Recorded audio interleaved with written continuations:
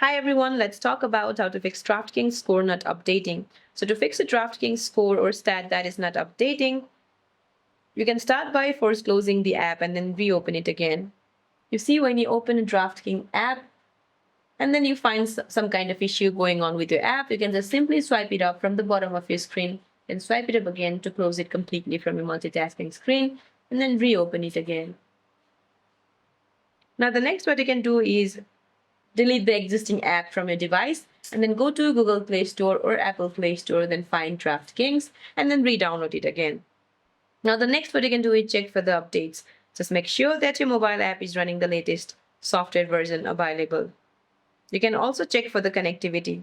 Verify that your phone has a stable Wi-Fi or a data connection, or you can just simply switch from your Wi-Fi to a data or vice versa for a stable network connection. So that's it for this video, guys. I hope this video is helpful. See you in my next one.